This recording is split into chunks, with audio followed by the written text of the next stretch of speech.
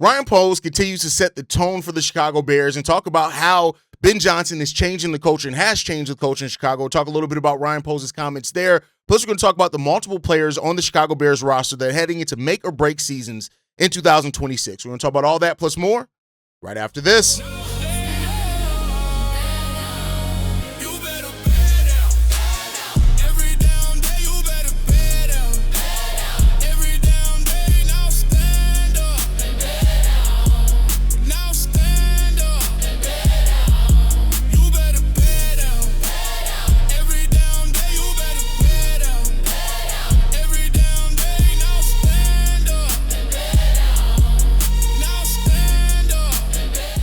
What's going on, Bears fans? Welcome to another episode of Chicago Bears Central, your number one spot for everything Chicago Bears related. I'm the host there, Haize, but more importantly, you guys can follow the channel at Chi Bears Central on every social media platform we happen to be on. With that said, let's go ahead and get into this content for today, y'all. And hey, listen, the NFL draft can't get here sooner. Like, I'm so ready to get to this draft just so we can kind of make our way through and know what the Chicago Bears roster is going to look like. But Ryan Poles continues to talk about Ben Johnson, and he's talked so glowingly about Ben Johnson that you could just tell that Ryan Poles is just really happy that he got the right guy and the coach to come in here and lead this team.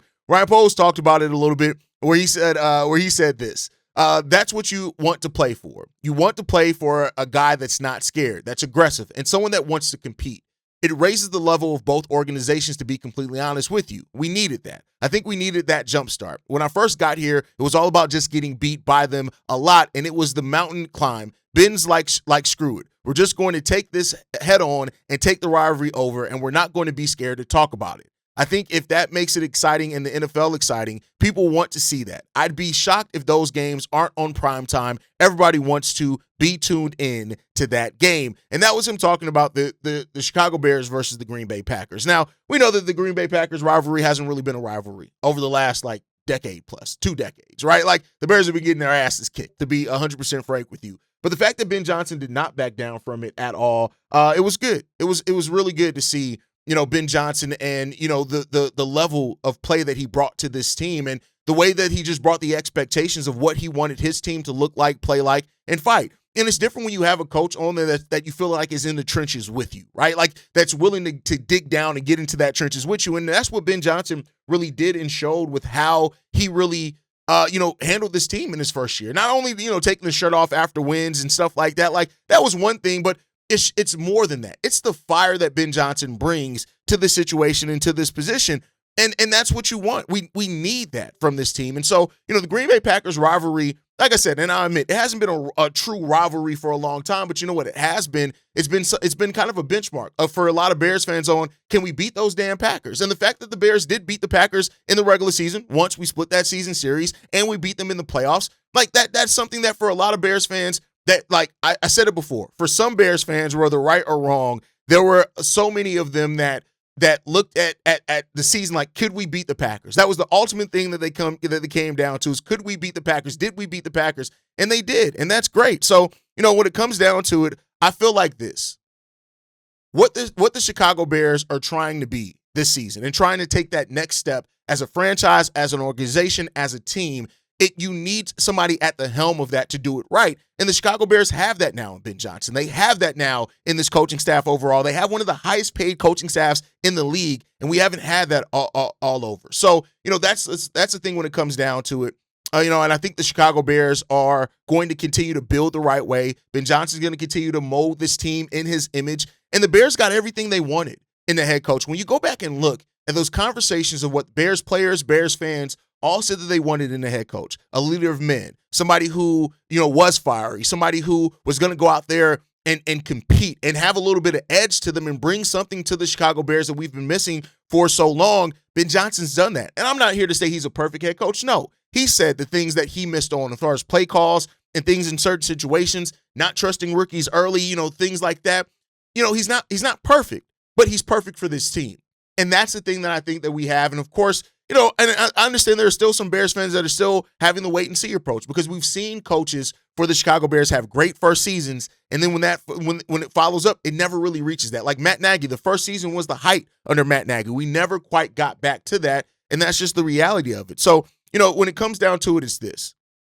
the Chicago Bears need to continue to build, and they need to continue to go into this path that they've been in. And the thing that's going to get you to that point is going to be steadiness, how you build steadily, how you continue to set an example, how you build a culture here, because the Bears have not had a culture for so long. The culture that we have had has been losing, losers, or downright confusion by a lot of people, i.e. Matt Eberflus. Clear all that out. And that's what Ben Johnson did in the first year. He cleared the majority of that out. Now we get to really start seeing the build even more than what we've seen it already. And that's a great place to be in. So let me know what you guys think on Ryan Poles' comments on Ben Johnson. And like in the year review, right now that we are reviewing this, where do you sit now and how do you feel after the first year under Ben Johnson, the first complete cycle under Ben Johnson, before we go into another one? Let me know what you guys think on that down below.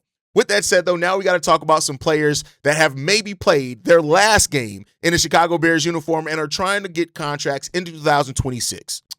Okay, so there are a number of players with the Chicago Bears coming into this season that, on yesterday's episode, I talked about players that could lose their positions to rookies depending on what the Bears draft in this upcoming draft, right? But outside of that, and even independent of the draft, on today's episode, I want to talk about 5 players that are playing for contracts heading in the 2026 season, heading into 2027, depending on what they do. And the first guy I want to talk about is a guy that probably most people would not expect to be on that list, and that's Rome Odunze. Now, I want to be clear. On this list is not only people that I'm saying are fighting for either they're going to get a contract or leave. That's not what I'm saying. I think when you look at Rome Odunze, you got to keep in mind, he's also up for an early extension, much like Caleb Williams could be into, right? And so heading into year 3 for Rome Odunze, with now DJ Moore gone, and the runway being open now for Rome Odunze to really take this wide receiver number 1 position by the horns, the bull by the horns, and really take it and make it himself, that's what you need to. Now, he has 2 years left on his rookie scale extension, right? And a 5th-year option is possible beyond that. So I'm not saying that it's going to be all make or break for Rome Odunze. Some people on this list, it is going to be make or break for. But when you look at what Rome has the chance to do with Caleb Williams this year, and if Caleb Williams, Luther Burden, Colston Loveland, whatever, like they build this dynamic receiving core for, Caleb Williams, the Bears would very much so kind of be interested in maybe extending him at the end of this year and locking him into an early extension that way that you don't have to worry about it. You get that locked in, you get it taken care of, you move on. Now, is a early extension likely for Rome Odunze? I'll say maybe not, right? Like the Bears are going to pick up his 5th-year option regardless of whatever happens there. I do think that, right? But I do think that Rome Odunze could put himself in a position where the Bears look at him and they say, listen, let's go ahead and lock him in. Like, why not? Why even worry about it? Let's go ahead and lock him in because, listen, if he has a couple of more seasons like this, the payday could be even bigger, which could be more restrictive. So I think that, Rome was in an interesting situation that is unique to him in the sense that if he steps up a lot this season and if he makes a huge leap this season, right, and is more consistent in what he does and it has that dynamic, chemistry with Caleb Williams and Luther Burden as a wide receiver core, I almost have no doubts that the Bears would be willing to entertain giving him an early extension when it comes down to that and locking him in to offer, not having to worry about it. Now, again, the flip side of that is they have up until giving him a 5th-year option. He's only, heading into his 3rd year, so this decision has a lot more runway ahead of it. But an amazing season from Rome Odunze. Let's say if he does have 1,100-plus yards, I think the Bears would be remiss if they did not at least consider what giving him an early extension could look like to save them long-term money, because if he has another couple of seasons like that one, if he does have a big season next year, that deal can get even more lucrative. So I think that's what the Bears can look at, and I'll see with that one. Now, let's get into the players that I do think are kind of more make or break this season. At center, Garrett Bradbury. Now, we know that we traded for him after the surprise retirement by Drew Dahlman when it came down to it. And Bradbury came in, he was a first-round pick. He was 18th overall in 2019. And while he hasn't quite lived up to that, he has been a perfectly serviceable center, right? He's been good, but not great. And that's perfectly okay and fine. But if the Bears do draft a center, which many people do think could happen for the Bears in round 2 or something like that with one of their second-round picks, that could put position on Garrett Bradbury to just not return because they have a younger guy that's ready to take over that role and take over that position. And we'll see. Either way, it is likely that he's a 1-year placeholder. I think that is less than a long-term answer for the Bears. But he could still stay on as a depth piece and as the backup center, especially if you have a younger guy that you're expecting to be able to come up and take that position. So Garrett Bradbury is definitely a player that I think is competing for a role on this team, after this upcoming season. Next up, Braxton Jones. Braxton Jones is not even, and I don't even think this is necessarily for a new contract for the Bears, but he's very well fighting for his NFL future as a whole, right? You look at an injury that happened in 2024 for him, then he struggled last year in 2025. Was he ever 100%? There's questions. Ozzie Trapillo came up and, took the position from him. Theo Benedict did too. But with Ozzie Trapillo expected to miss the majority of this season coming up, this gives Braxton Jones an opportunity on a one-year deal for the Chicago Bears that's worth $5 million. You can get up to $10 million with incentives. But this is an opportunity for him to show the Bears and the NFL world that he still is a starting caliber left tackle in this league. And I think that, he had looked to improve some things in 2024 before the injury. I still think for the most part, Braxton Jones almost is who he was drafted as, and he hasn't really fixed a lot of his more glaring issues. But Braxton Jones this season, if he really does come into the season and improves, and he does prove, hey, I wasn't 100% healthy this year, I'm healthy this year. He's at a premium position in the league. All he has to do is win the starting job for one, because I do think it's still going to be a position battle for him, and then play well this season. If he does that, the contract that he's going to get in the summer of 2027 could be a lot different than what he got in the summer of 2026 or the winter of 2026. It just comes down to what and how he performs. Now, will that be with the Bears? We'll see. I doubt that with Ozzie Trapillo being here, and if they draft another left tackle or whatever, I'm not going to count it out as a possibility. But with Braxton Jones there for him, it really comes down to it got to leave it all out on the field in 2026. And then because of the position that you're at, if you perform well, there's going to be a team that bites on you, even if it's not the Chicago Bears. All right, let's get into the next one. DeAndre Swift. DeAndre Swift, who, if it wasn't for his performance in 2025, could have very well been a cut candidate this season. Now, that's not going to happen, right? He came in under Ben Johnson, and he turned things around. He set career highs in rushing yards at 1,087. He set career high in a rushing touchdown at 9 and total yards from scrimmage at 1,386. He also put up his second best mark of yards per carry at 4.9. So the reality is DeAndre Swift is coming off a career year, right? And he's now entering the final year of the 3-year, $24 million deal that the Chicago Bears did give him. So, when you look at that, he's in his prime right now at 27 years old. He'll be 28 by the time his next contract hits, which is still in the prime. But, for a running back, we've seen it. Running backs can get rotated in and out very quickly, right? And so I think for Swift, if he wants another really solid contract, he has to perform and follow up what he did last season. He already formed a really good dynamic backfield with Kyle Monangai. And this is a backfield that a lot of Bears fans have trust in and should, especially with the revamped offensive line that we have that's now proven itself for a season is legitimate, right? So you have all of that stuff. Now, Swift is in a position. Now, I will say this. Running back is the easily replaceable position in football. And so therefore, you could very well see, even if he does have a solid season, the Bears just not be willing to pay him. But if he wants to give himself the best opportunity for long-term security, he has to take advantage of it this season with his play. And DeAndre Swift, based off what he did last year, and even 2024 wasn't a bad year like some Bears fans try to make it out for DeAndre Swift. With a better line now, Swift has an opportunity to follow it up with another career year. Now, one could also say, well, Haize, if the Bears' offensive line is so much responsible for DeAndre Swift in the step up that he took, couldn't that be there for any running back? And that's a fair statement there. But DeAndre Swift is definitely somebody who's playing for a contract next season. And then the last guy, the same guy that I kind of started off with in yesterday's episode, Tyrique Stevenson. Tyrique Stevenson, at best, is on shaky ground, and at worst, already has one leg out the door, depending on how you want to look at it, right? And you look at what he's done over the course of his rookie career, and he's been a solid starter at times, right? It's one that I look at and say that Tyrique Stevenson has not been bad, except for when he has, right? It's been very inconsistent for Tyrique Stevenson, I think, in the reality of it.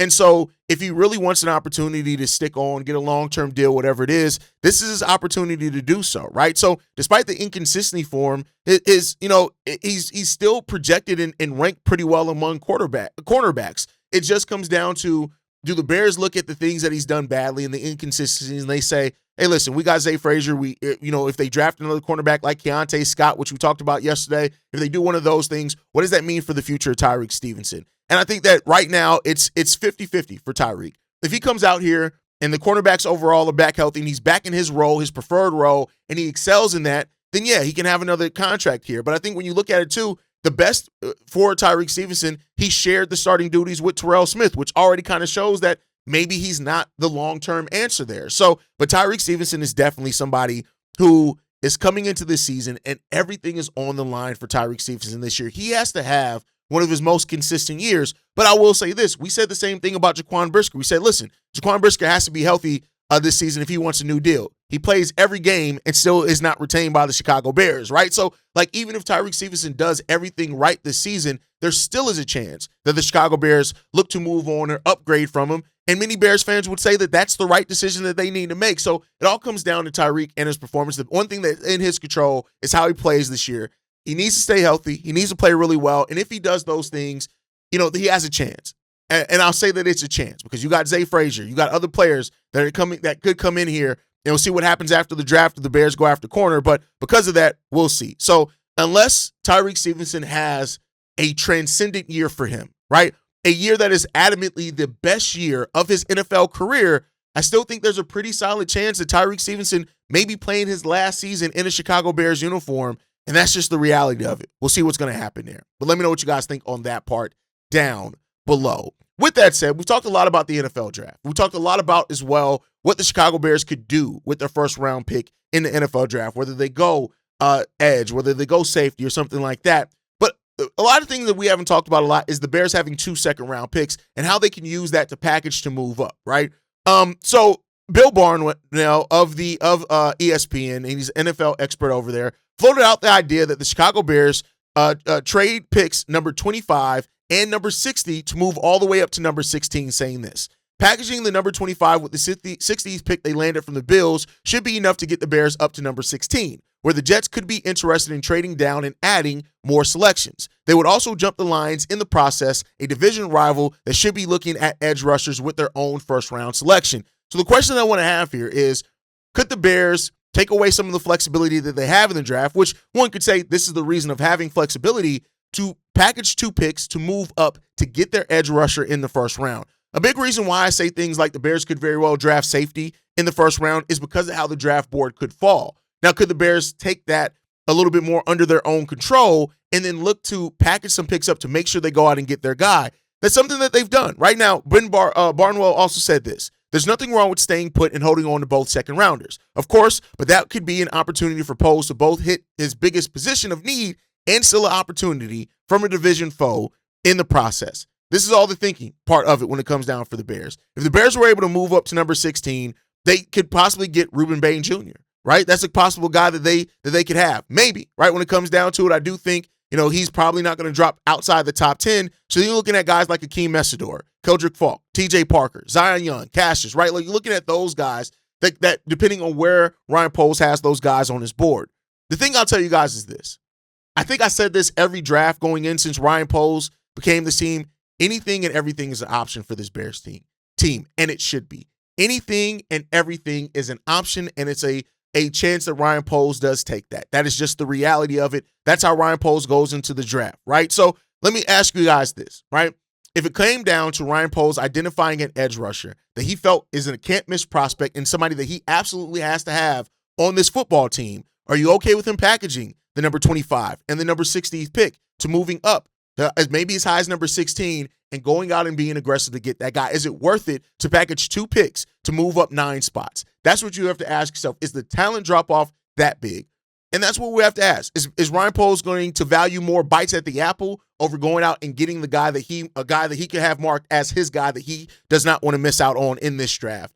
And that's the part that we don't all know what's going on in Ryan Poles' head. All we can do is sit there and watch the results of it and what Ryan Poles actually does on draft day. But I'll say this, don't count it out. Don't count anything out for Ryan Poles and the Chicago Bears in the draft. And that is the part that's where Ryan Poles wants to be at. He wants to be in a position to be able to survey the draft board and then be aggressive as he needs to be, or as patient as he needs to be, depending on what the situation calls for. And that's why Ryan Poles is so good at maneuvering through the draft. Now, can you go out and get an edge? Can you evaluate edge correctly? Let's see if he can do that. So we'll see what the Chicago Bears do, but I wanted to throw that part out at you guys. But if you made it this far, man, I want to thank you guys for tuning in. I want to hear your thoughts on it. Which Bears player do you think is under the most pressure in 2026? Let me know that down below. Make sure you guys like the video, subscribe to the channel as well. Hit that notification bell if you never want to miss an episode. You can follow us at Shy Bears Central on every social media platform. You can also send us any feedback, questions, comments, concerns. ChicagoBearsCentral@gmail.com. And lastly, if you want to leave a text message and our voicemail for the mailbag, the number to do so, 773-242-9336. We are the number one spot for everything Chicago Bears related, but that is thanks to you, lovely and beautiful people. And like I like to end every episode on, Chi-Town up, but bear down. Love you guys.